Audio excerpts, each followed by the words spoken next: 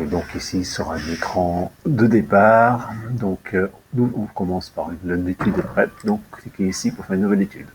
L'étude sera plane. On coche sur étude plane. Alors il s'agit de saisir les coordonnées des nœuds. Donc là, si c'est basé sur l'exercice 25, je vais baser par exemple le nœud A qui est tout en haut. En coordonnées, il a 0 et 5 en Y. Le nœud B, donc deuxième nœud, il serait à 0, 0.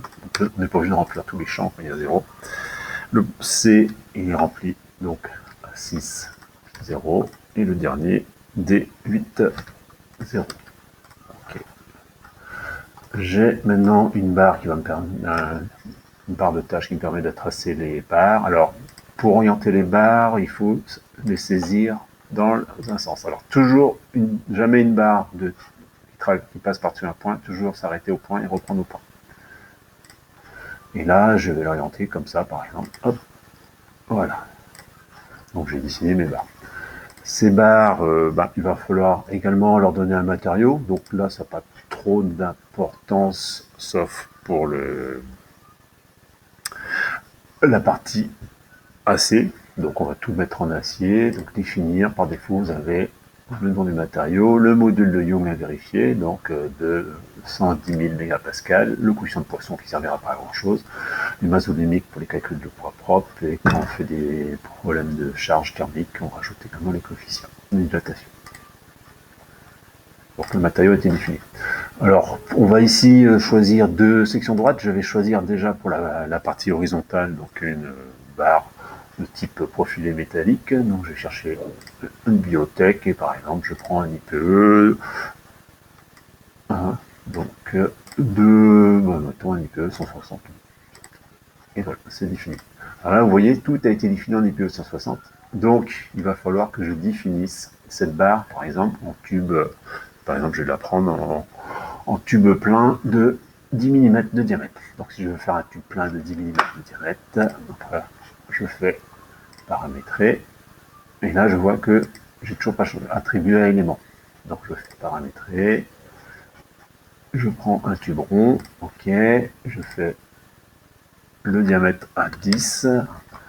OK. Et là, qu'est-ce qui s'est passé? Ça a basculé sur tout. Donc, ce qu'il faut faire avant ces paramétrages, c'est ici changer les couleurs des groupes. Et pour ça, on commence par changer la couleur du groupe. Je vais donc attribuer la couleur rouge à cet élément et à cet élément. Et maintenant, là j'ai un rond de 10, donc je peux revenir à mon IPE.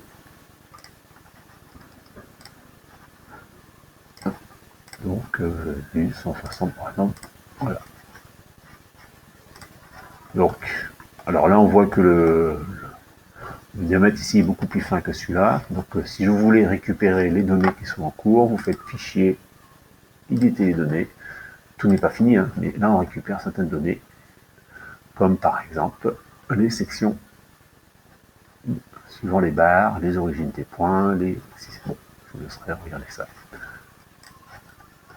On n'a pas fini, il s'agit maintenant de créer, donc vous avez ici, donc entre la barre, entre l'arbre à l'étrier et le tirant, ici vous avez besoin de créer une articulation interne.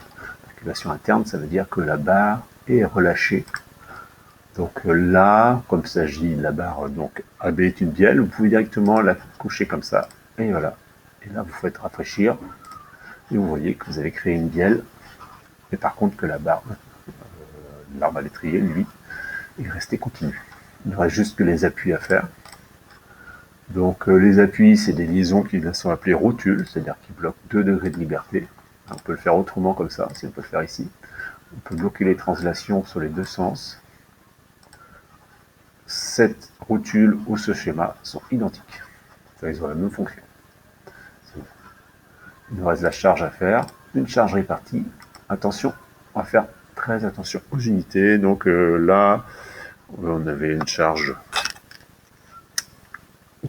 par exemple, une charge ici par exemple de 12 000, vérifiez bien la charge. Donc moins 12 kN, ce sera moins 12 000 newtons par mètre. Alors, on modifie bien la charge parce que là, c'est pas la charge de l'exercice. L'exercice est prêt au calcul lorsque je vais lancer le module calculé. analyse statique, c'est ce qu'on va faire, vous propose d'enregistrer. Alors, enregistrer dans un endroit où vous travaillez, donc en 2023-2024, pour moi, ce serait donc ici, dans le dossier, un BAT,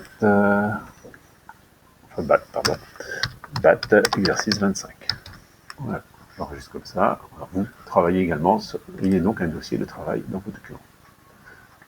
Voilà. On obtient un calcul. Alors, qu'est-ce qu'on obtient? On peut cocher ici pour trouver les actions de liaison. On trouve ici par exemple des actions de liaison. On peut trouver les diagrammes des forts normaux, traction, compression, diagramme de cisaillement, diagramme de moment fléchissant. Alors, ce qui nous intéresse également ici, c'est le déplacement de ce point. Là, on revient en mode ici déformé. Je clique sur le point, j'ai le déplacement nodal dx et dy. Donc, on voit que le point C descend de 7,5210-2 mètres, soit 7,5 cm. Et on peut également ici récupérer une chose qui nous intéresse, la contrainte normale. Et là, on voit que notre barre de 10 mm, là, elle subit une charge de 1200 mégapascales, ce qui semble largement supérieur à une charge habituelle, à une contrainte maxi habituelle, admissible sur de l'acier. Donc là, on est sans doute sous-dimensionné.